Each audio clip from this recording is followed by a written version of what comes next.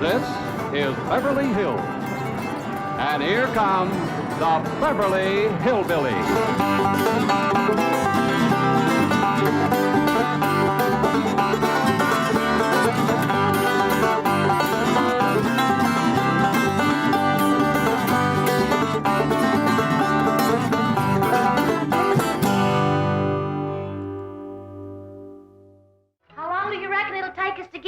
Paul?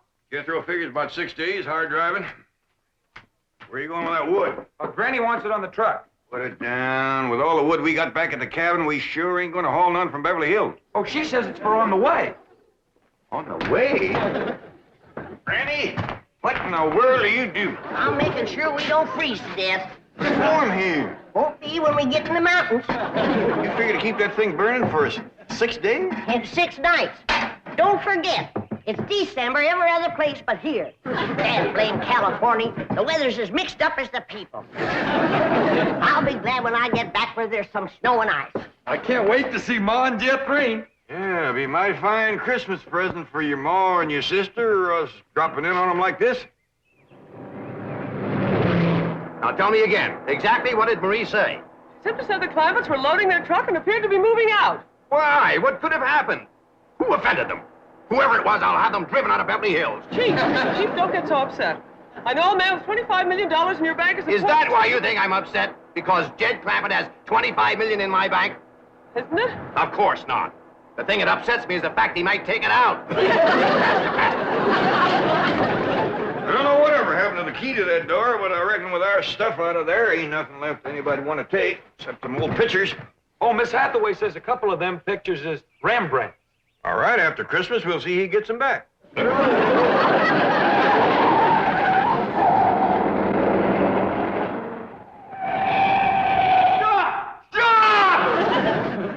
are you going?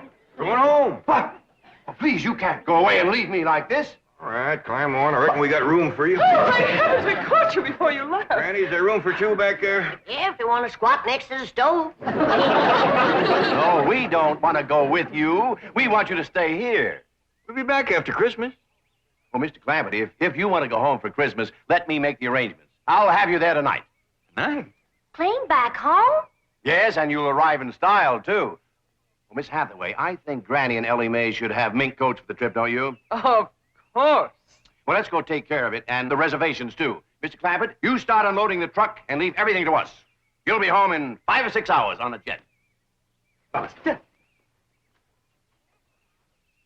What's a jet, Paul? I don't know, bus or jitney, I reckon. Get us there tonight?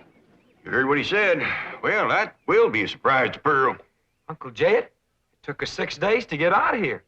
How are we going to get back home in 5 or 6 hours? That bus driver must know a doozy of a shortcut.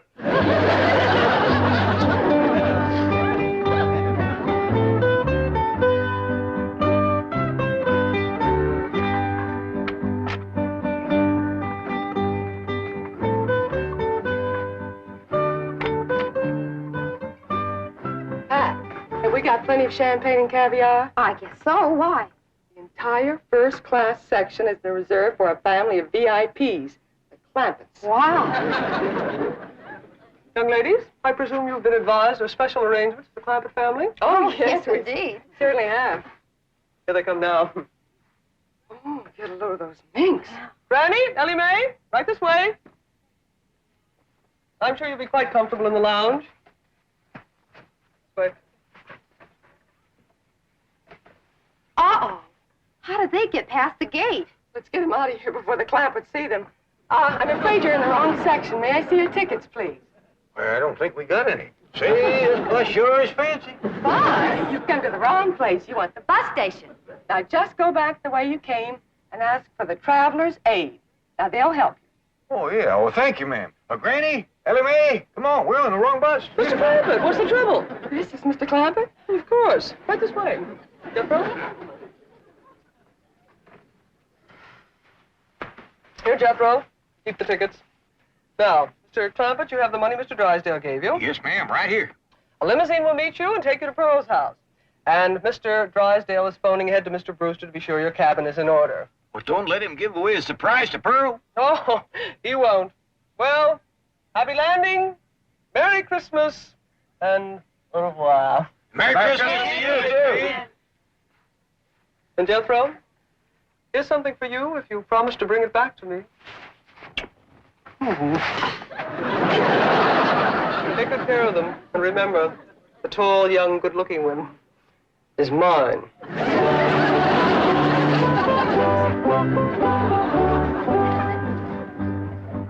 May I have your coat? My coat? Please. Well, it's brand spanking new. Oh, I'll take good care of it. Well, it's Christmas. I got my rheumatism medicine to keep me warm.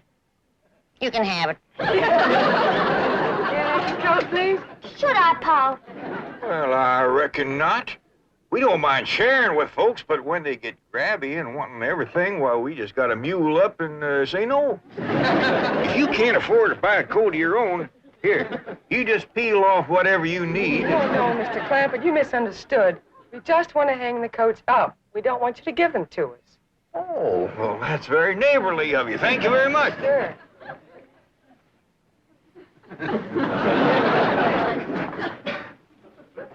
Now, if you'll all be seated over here until we get underway. Come on, go.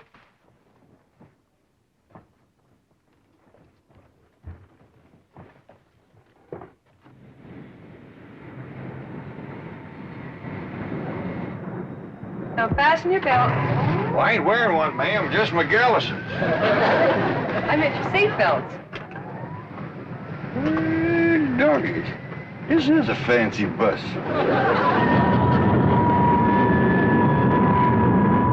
Looks like the bus is commencing to pull out. Now we'll see if this bus driver knows an all-fired fancy shortcut. That's you and me watch the road so we can remember it. Okay, Jethro.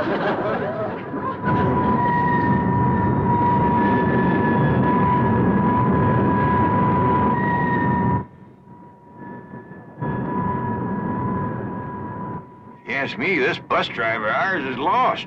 Just keeps us circling and turning. You know there's no shortcut yet. Ding, ding.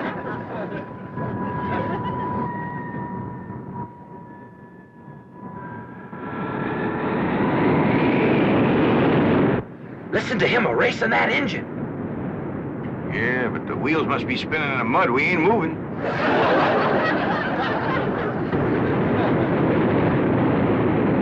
He got her out of the mud. Yeah, we're moving now. Look at it split, too.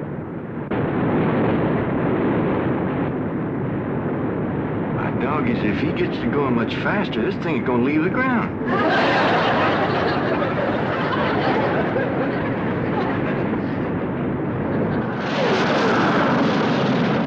Don't look now, but it is leaving the ground. Jethro, you better get up there and tell that bus driver to slow down. Ain't got time for that. Let's get off of this thing before it gets any higher.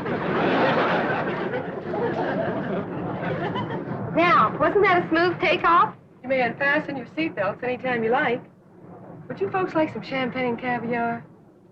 Or would you prefer a nice hot meal? We have steak, chicken, fish, anything you like. Oh, no thanks. We had a mess of grits and jowls before we left home. Perhaps you'd like to relax in it. Take a little nap. There. Whoop. Doggies, Granny, ain't that something? It's good for my rheumatiz. Now, if there's anything else that we can do to make your trip more comfortable, just press the little button. And we'll be right here. Them girls ain't a bit scared. Sure is friendly, too. Offering to share their food with us. Makes me feel ashamed we didn't let them keep our coats. Still want me to go up and talk to the bus driver, Uncle Jed? I reckon not, Jethro. Don't nobody else seem skittish, and we don't want folks to think this is our first bus ride.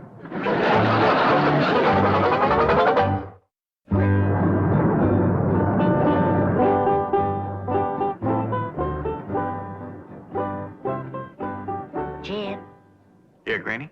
it sure will be nice to see snow again, won't it? That's the truth. Christmas just don't seem like Christmas without it. And Pearl's house is all especial pretty in the snow. She sure is going to be surprised when we all come tromping in there tonight.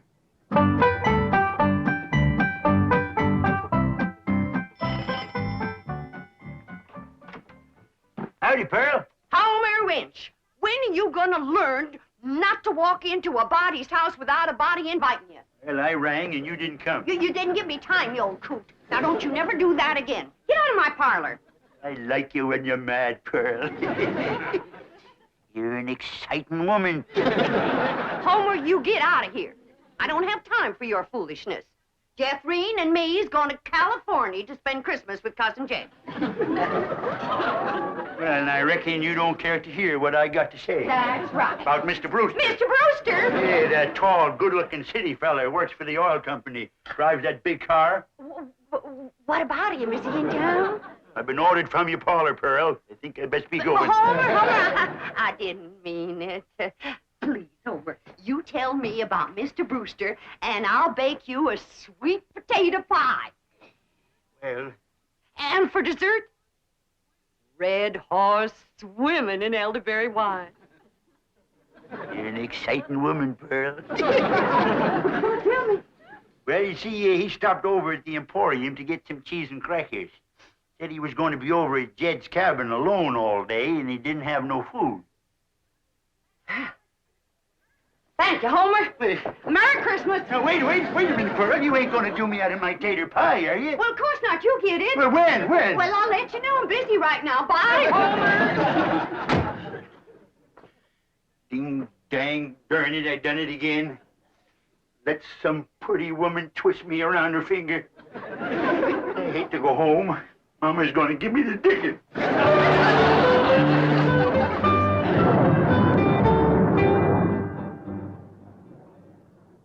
Jed, Hey, Granny. I just had a terrible thought.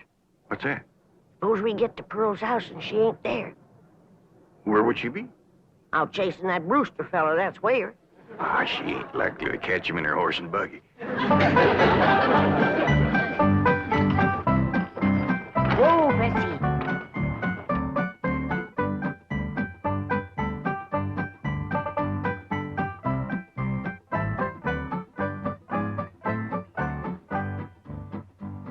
Now, Bessie, I play my cards right. You get to keep that there blanket permanent. Because I'm going to have something else to keep me warm. A husband. Ain't that a beautiful word, husband? Husband. And what's more, I'll be riding in that big, fancy automobile. So you can retire to pasture with that good-looking racehorse from Hot Springs. Well, I thought I heard a horse. Mrs. Bodine. Won't you come in? Well, thank you. It's a mighty cold today, ain't Yes, it? it is. Well, it's nice to see you again. I'm sorry it's so cold in here. Didn't bother to build a fire in the fireplace, and I'm afraid that kerosene stove doesn't put out much heat. Well, I can't stay but a minute. I just came by to give you this and say Merry Christmas. Thank you. Oh, you shouldn't have. Oh, it's just something that I made myself. Oh, that's nice. Land to mercy. Look at this place. Why, you men just can't manage alone, can you? It takes a woman. Oh, please don't bother. I won't be here. See, I'm going home to Tulsa for the holidays. I won't go no trouble. I'll just throw together a little snack, and while you're eating, I'll tidy up a bit.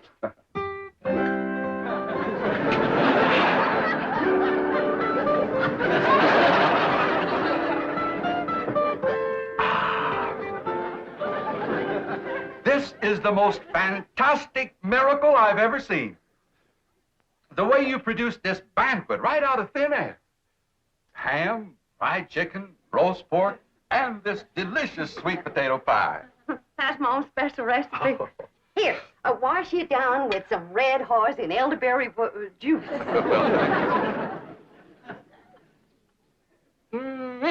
Oh, that is sensational juice. But, Mrs. Bodine, I just can't eat another bite. Why, Mrs. Bodine, what have you done to this cabin?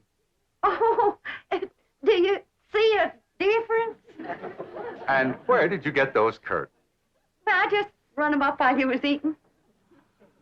Really, you are a remarkable woman. You cook, sew, you're a wonderful housekeeper. And I love it. It ain't work to me at all. It's pure enjoyment.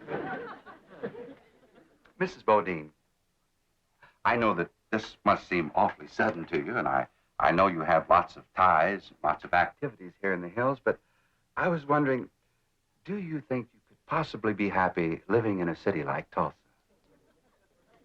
Tulsa?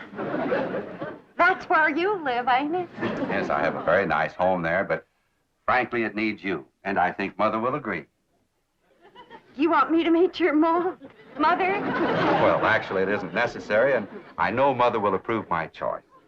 You don't have to give me your answer immediately. You just think it over. Yes, that's my answer. But we haven't even discussed money. I'll give you every cent I make. Mrs. Bodine, as my housekeeper, I will be paying you. Housekeeper. That is caring for Mother. Oh, incidentally, Mother's just going to love this elderberry juice. What's the matter? Did I do something? You sure did.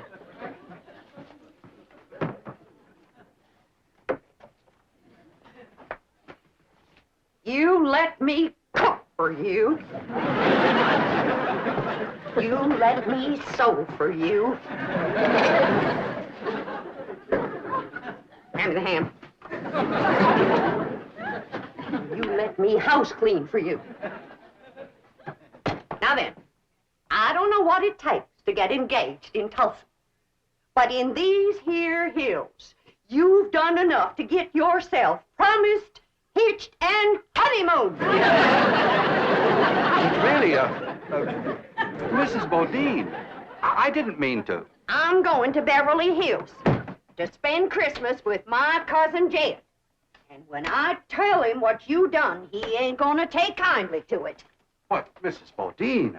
I give you my word that You give me my hand-knit socks. Your feet can't get no colder than they are right now.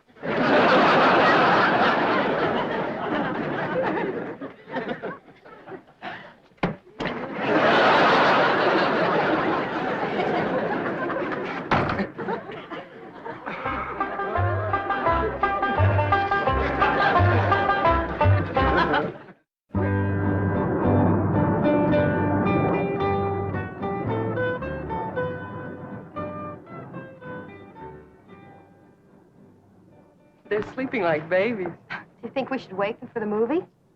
I don't know. It's a lady super western, just the kind of picture they'd enjoy. Well, why don't we start it, and if they wake up, fine. Good idea.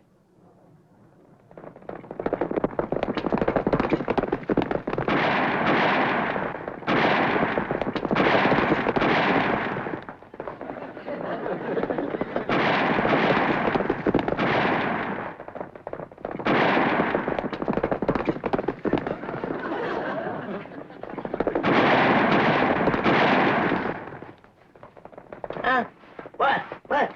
We's back on the ground. Good. Look through that front window. We's chasing some fellas. They shooting at us. Exciting, isn't it? You did it! You was right in the line of fire. What's going on? Whatever it is, I'm getting in on it.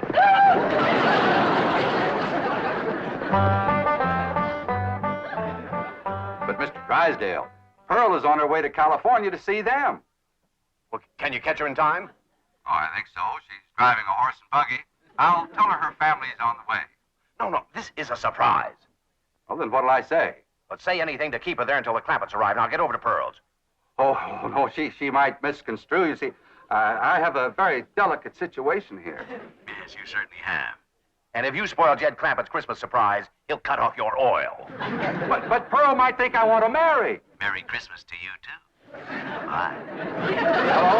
Hello? Oh, boy. Here's the sweet potato pie and red horse I promised. Hey, there's a piece of this pie missing. And a gulp or two of these red haws. Who got it, Pearl? None of your business. Now get along. Jethrine and me is leaving for California. Yeah, I want a whole pie just like I was promised. Now you get out of here before I throw you out of here. Men is all alike. Gimme, gimme, gimme. You're an exciting woman, Pearl. Oh, don't you even speak to me. There ain't a man alive worth the powder it'd take to blow him to you know where. They're just a bunch of low-down, no good. Mr. Brewster! Mrs. Bodine, I hope you're not angry at me any longer. Angry at you? Why, don't be ridiculous. Oh, here, have some more sweet potato pie and some Red Horse. Oh, this is a rascal been trying to steal my woman and my pie. I'm going to give you such a... Oh, I think I throwed my dang knee out. And I'm going to throw out the rest of you.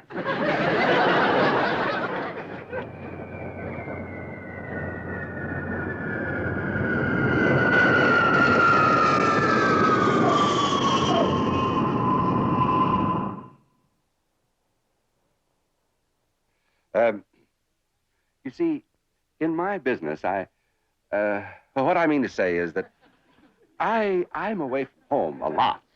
And, well, I think that a husband should, that is, what I mean to say is that, in my opinion, could I have another slug of that elderberry juice? No, you cannot. Now then, I've been sitting here for 3 solid hours listening to you, and you have yet to say one word that a widow woman could get her teeth into. Jethrine, bring the suitcases. Oh, please don't go. I ain't listening to one more word you got to say lest you say it on your knees. Don't come in yet, Jethrine. Say it. Please don't go. You are the slipperiest man that ever lived. Come on, Jethrine. You get out of my parlor and you stay out. You want me to throw him out, Ma? He can walk. Homer Winch, is that you again? Oh, Pearl, it's us.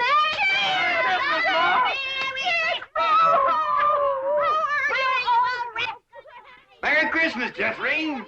Uncle Dad. Why, you have grown... Mr. Brewster, what are you doing? Mr. Clampett, if you'd been just 1 second later, I'd have been engaged to your cousin Pearl. Go back out, everybody! Please, Mr. Clampett! Jingle bells, jingle all the way. Oh, what fun it is to ride in a one-horse open sleigh. Dashing through the snow in a one-horse open sleigh.